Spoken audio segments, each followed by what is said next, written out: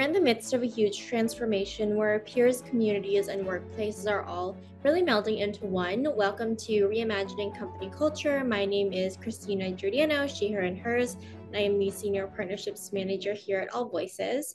Today, I am very excited to welcome our next guest on the interview series, Angela Scalpello. She's the founder and CEO of the Scalpello Group. Angela, thank you so much for being here. If you want to share a little bit about yourself for our listeners, including your pronouns, and when you were younger, do you remember how exactly you answered the question, what do you want to be when you grow up? So my pronouns are she, her, and hers. And I grew up at a time when there weren't a lot of women in interesting positions, right? Teachers, nurses, housewives, really. But I was always fascinated by acting, writing. So I think I thought I'd either be a professor or a writer or an actress. I love that. And you fast forward to today, you are a leader in every sense of the word, and I believe you have, around 25 plus years of experience, really helping leaders and executives as well. And I would love to know how your personal journey has really led you to found your own company organization, the Scalpello Group. Okay, so I think like many people in the professional world, sometimes we back into a career.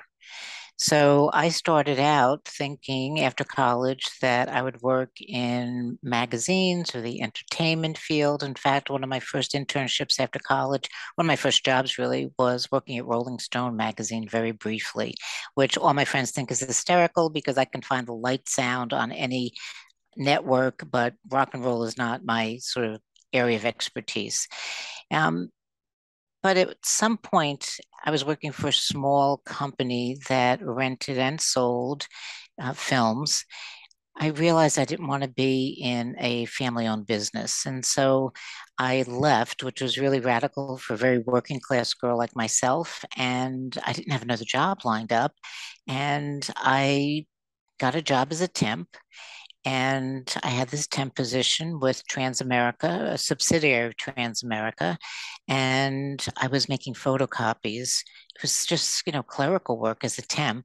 And I remember I would watch the copy machine as I made photocopies for one of the executives. And every time the light would go across the image, I'd say to myself, "You graduated with honors. You graduated with honors." Anyway, a woman came to me at the end of the day, towards the end of the day, and she said to me, "Do you know how to type?" Now, I wasn't a great typist, but I typed my college papers, and I said, "Yes." And I said, "Why?" She said, "Because my secretary's out today, and we have a huge leasing contract that we need to do." And I didn't know anything about leasing contracts, but as I read the leasing agreement, because I was typing the cover letter and I want to make sure I was spelling the people's names right, I thought to myself, this doesn't make sense to me because it seems to me that the more units you lease, it was a transportation equipment unit lease contract, the containers that go on ships, on boats, and, on backs of trucks. It seemed that the more they leased, the more it would cost per unit. And I went to her. Obviously, she'd been frazzled because her secretary was out. And I said to her, "Pauline, this doesn't make sense to me. I know I'm just typing this contract." And she looked at it and she said, "Oh my God, I can't believe I did that." Well, the day is over. She fixes the contract. I send out the letter. The next week, the temp agency calls me and they say, "What did you do there?" They think that you walk on water. And they asked me to come back for an assignment because their benefits person was out on a maternity leave and they needed to report pension data for the first time to Transamerica, the parent company, after the acquisition. And so I worked on that. I worked in HR and I was interviewing at film companies, at advertising agencies, because that's what I thought I'd wind up doing, right? That writing and performative kind of thing, creative. And they came to me and they said, "The benefits manager's not coming back from maternity leave. Do you want this job?" And you know what? I couldn't. You can leave the working class, but you can't get the working class out of the girls sometimes. And I thought, wow, my own desk, my own office, my own swing line stapler, a steady paycheck. And so I took the job. And that was my first step into benefits, into HR. And from there, I went to a 528 bed hospital where I was the head of benefits. We had three unions on site. And after there, I went to Ogilvy and Mather. And it was at Ogilvy and Mather that I really earned my HR chops. So I segued out of benefits. I did HRIS, I did employee relations, I did payroll for a while. Remind me never to do that. Um, I did risk management. I did layoffs. I did staffing. I did just about everything. And then after Ogilvy, I did some consulting work.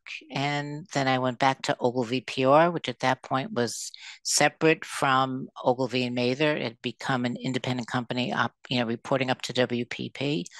And then from there, I went to PR Newswire. And then I went to UBM. And my last iteration with UBM, I was working not for one of their subsidiaries, but for the parent company, UBM. And when I left, I decided that I had always told my staff, if you're going to be a professional in any area, marketing, finance, whatever it is, HR, I think it's really helpful to be a jack of all trades and a master of one. And by that, I mean you have to know all those different disciplines and you should be passionate about one. And I had always been passionate about performance. How do we get people to perform even better than they realize they're capable of? And how do we get people to work together in a way that creates impact and results? And so when I went out on my own, I thought to myself, you know what? I get to do what I want to do. I don't have to do, recruitment if I don't want. I would definitely not do benefits and compensation. I don't have to do, some of the stuff that I was good at, but I wasn't really passionate about. And so that's how I started my own business. And that's where I am today.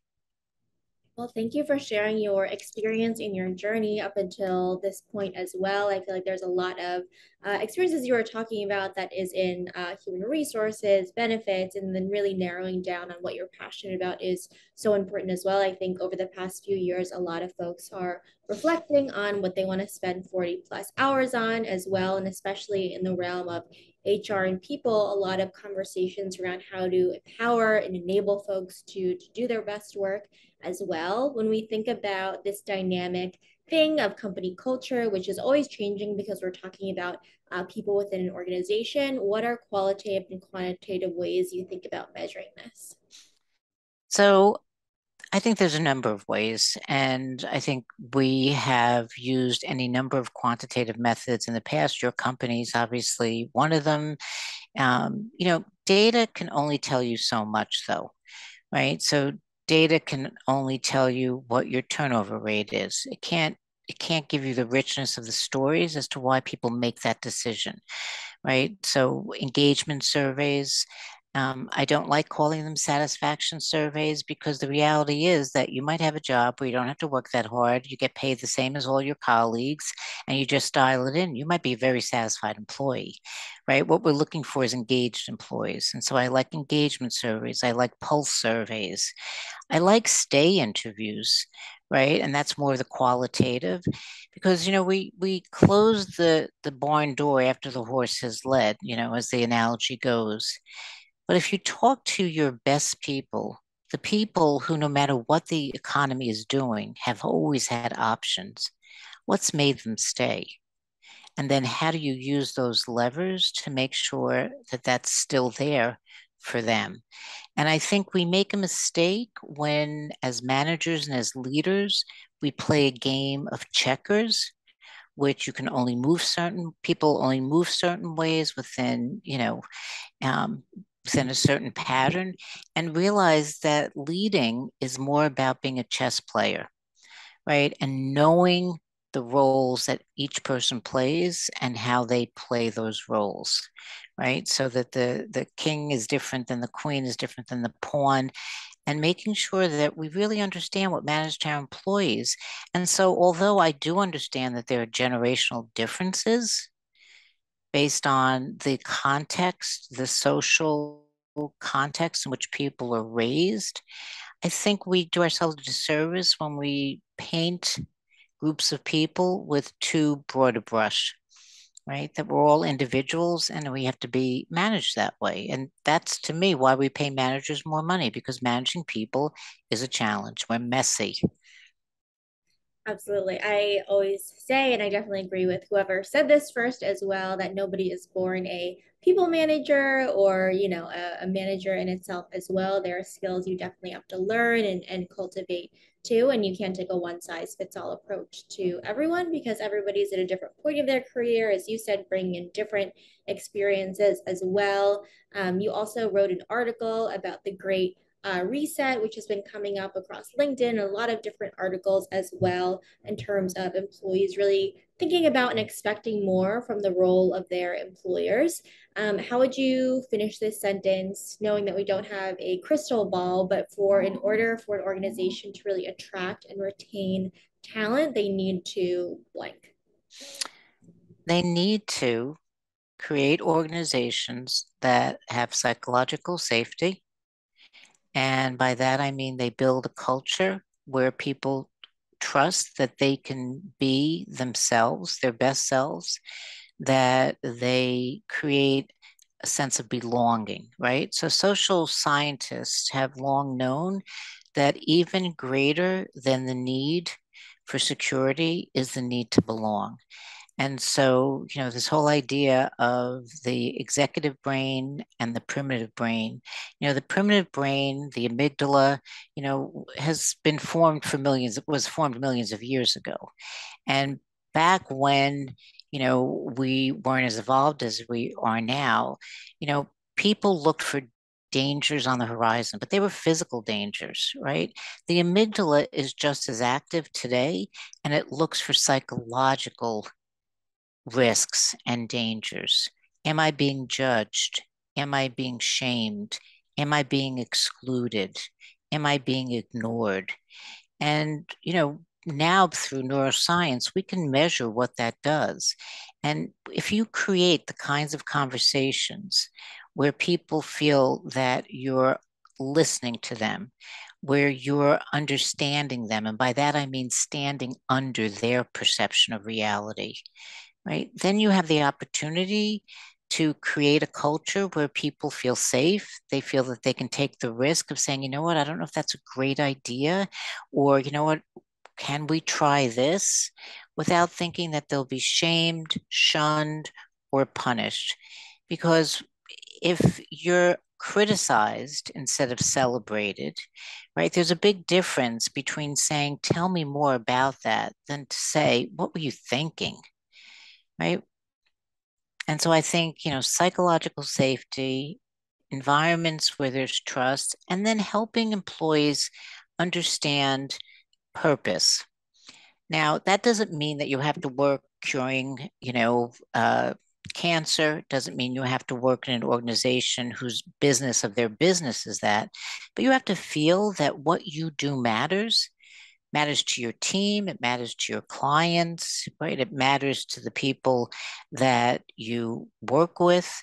And I think there's also a way that you help create the bridge for employees if they want more out of work, right? If they want you to partner with an organization that can bring them development opportunities at the same time that they're doing good, right? So I did a piece recently on LinkedIn, doing well by doing good, which is, giving employees development opportunities while working with, for example, a not-for-profit. Um, so I think there's a number of things, but you have to be deliberate and intentional. And in doing them, you have to be consistent, right? I said years ago that employees don't want employers who manage by magazine cover, right? Like now it's about, empowerment. Now it's about this. Now it's about that, right? You've got to stay the course and be consistent in what you're doing.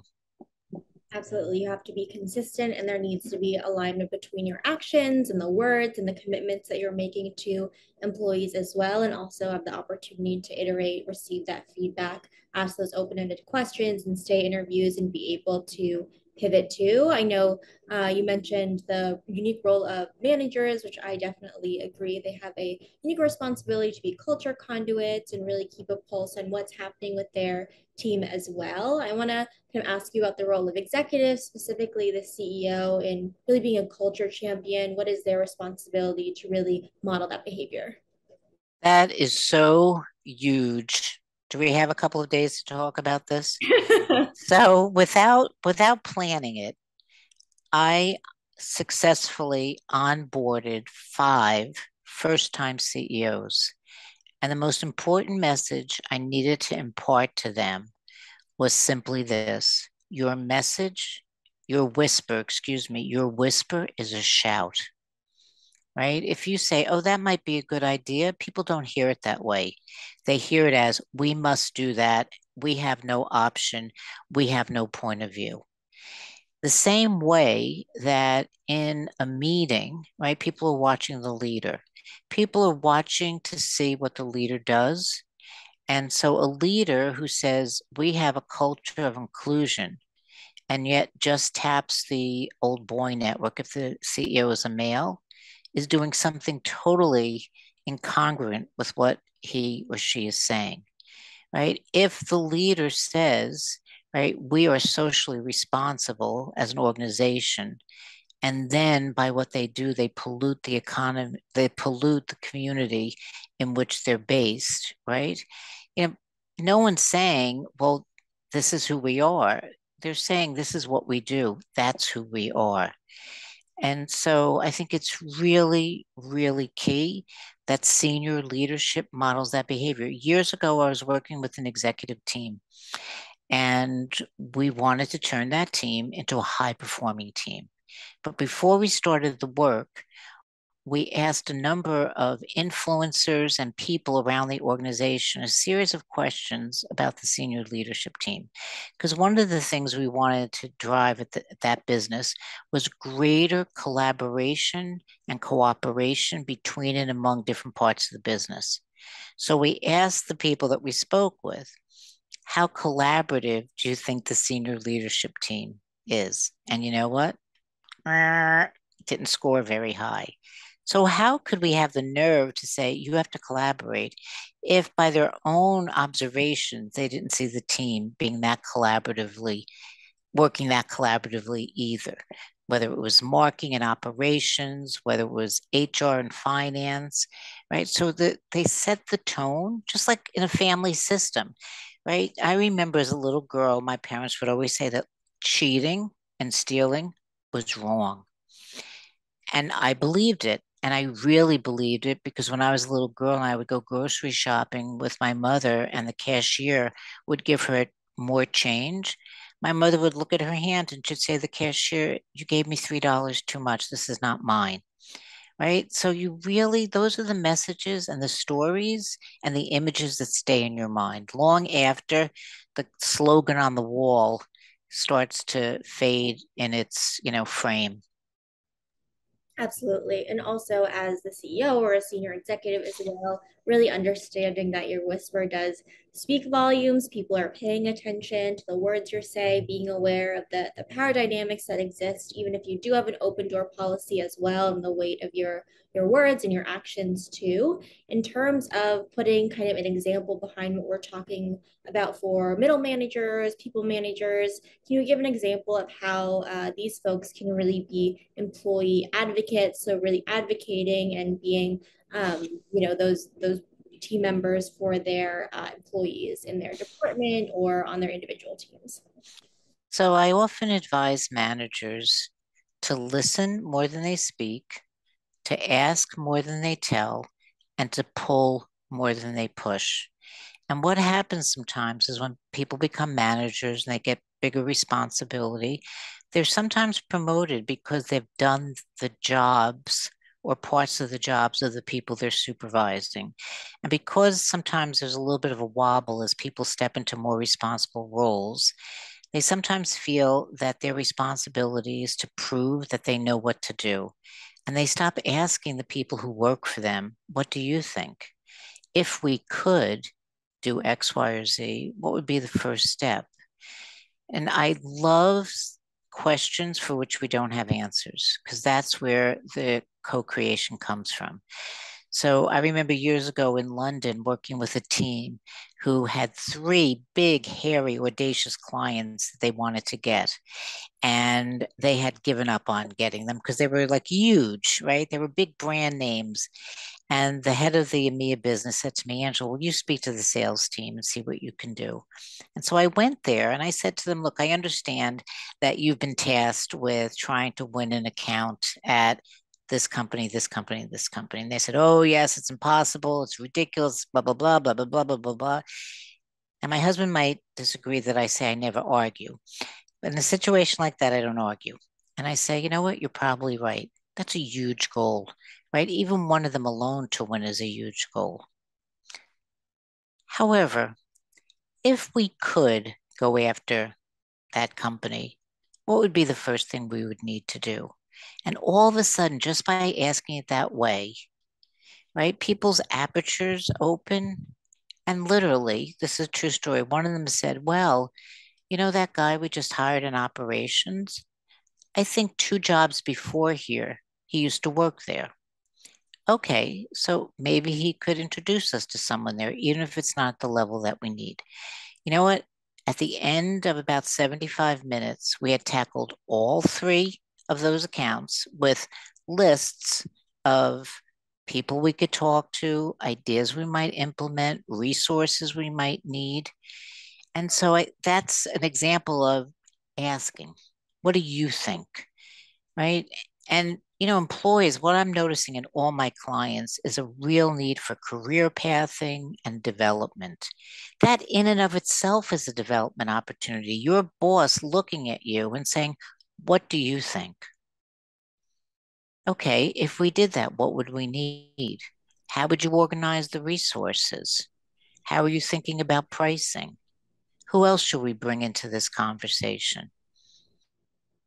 You know, in some ways it's easy, and in some ways it's very difficult because we've been trained to tell, right? To listen, to respond, to listen, to solve a problem, but not to really listen, to connect and understand the other person. And it's okay not to have all of the answers and also be curious, ask those open-ended questions and really be collaborative as well, especially with Zoom now. It's easy to kind of come and report the news instead of being collaborative, which is really important to remember as well. In terms of career pathing and this need to really develop employees, are there any other patterns you're seeing in organizations seeking your guidance and consultation, especially over the past few years when the pandemic really started? So, you know, the pandemic accelerated things that were happening already, right? So we look at telemedicine now, but it was starting before that, right? Hybrid work was starting before that. I think it accelerated some things, and some things we adapted to pretty quickly. I think that many people, many organizations are still struggling with this idea of how do you create community with five in the room and five on the Zoom, right? How do you not make people feel that they're missing out? You know, that because, so here's an example. You get invited to a meeting and a lot of people in the office that day, but for whatever reason, you've chosen to work at home or it's your day to work at home because that's the day your partner goes into the office. Now you're at the meeting, but you weren't at the meeting before the meeting, and you're not going to be at the meeting after the meeting because that's happening physically in the office, right? How do you not feel excluded, right? What are the things that we can put in place? I think we also have to remember that relationship before task. I've had clients who have gone totally remote, and now they're taking the money that they're saving in real estate costs, and they're being very deliberate and very intentional as to what they do when they bring people together. I also have companies, clients who are coming back hybrid and are making sure that people know when other people are coming into the office, because I would hate to think that somebody takes a train, right, drives to the station, takes the train into Manhattan, let's say, and comes in, and that's the day when it's them and somebody in a department that they never hardly ever work with. You're like, I spend how much money and how much time so I can sit on a laptop and talk to my colleagues. So I think that we're still trying to figure that out. And I think the companies that are doing it better are thinking that the relationship still has to be there. People have to know who they are. Because if I said to you right now, in your mind's eye, think of the person you trust or the persons you trust. You can be yourself, you can be your funny self, your vulnerable self, your silly self, right? You can share anything knowing that they'll listen, they won't judge, they'll support. And then if I said to you, oh, but you probably don't know that person very well, do you? You'd be like, what? Of course I know that person well.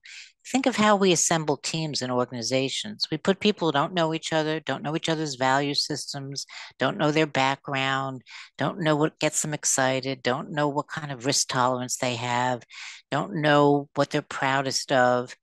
And we tell them to create great things. It doesn't work that way because you have to have trust so that you can share and take risks.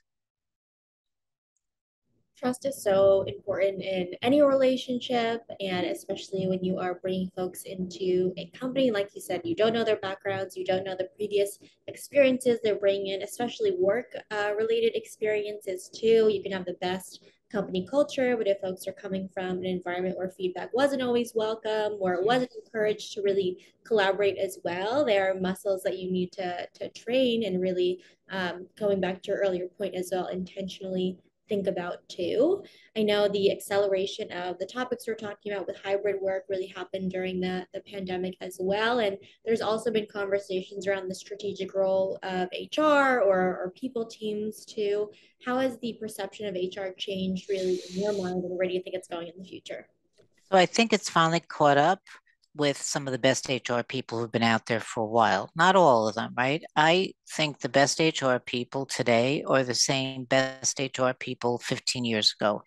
And those are people who are commercially minded, who care about business, and happen to have a toolkit that has HR tools in it, right? Just like the best CFOs are individuals who really understand that they have financial tools, but what they bring is insight as to how their tools will drive business objectives. Because again, don't take this the wrong way. As much as I believe in people and people being happy at work and people working together well, at the end of the day, we need to run the business, and the success of the business helps us be successful on behalf of our employees. And so the best HR people have always been partners to the CEO, the CFO, the leadership team, not asking questions that only relate to people, but ask questions as they relate to the business and how we leverage this incredible resource we have called human beings, the right people in the right roles, focused on the right objectives, with the right amount of support and opportunity to drive the business success. Absolutely, strategic partners to the business and really enabling folks to do their best work and setting people and the business up for success, which is a win-win for everybody. Angela, I could talk to you for, I think you mentioned days, and also just there's a lot to discuss here in these topics, but I know our time is winding down. Is there anything that I didn't ask that you would like to share with folks who are listening, or underscoring any key takeaways you talked about in terms of active listening and really creating great places to work?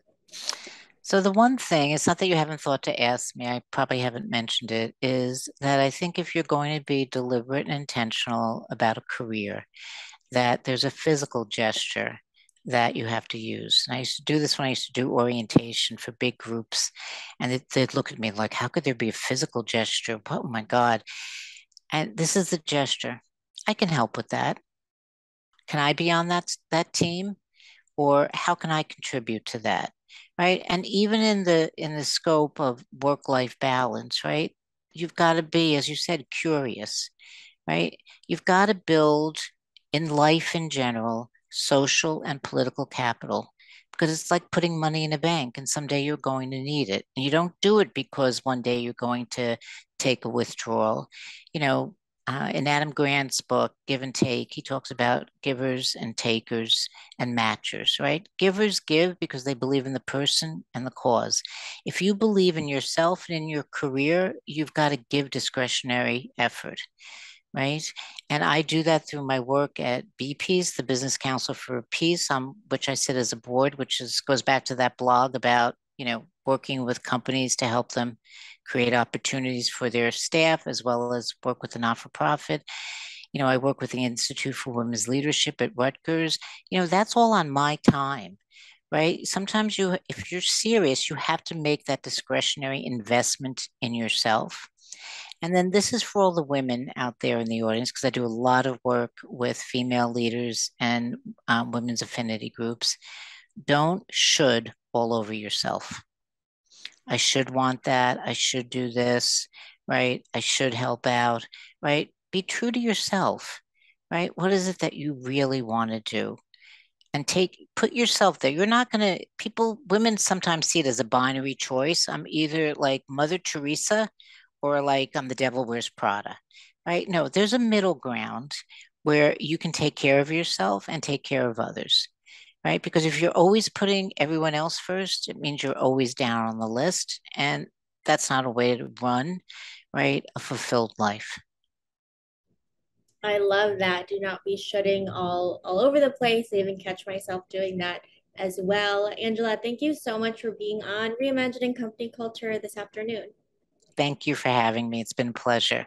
Of course, and as a reminder for folks who are listening, at All Voices, we really believe in employers and employees being seen, heard, and understood, and know it's a requirement for the business to really succeed overall. Have a great rest of your day, everyone.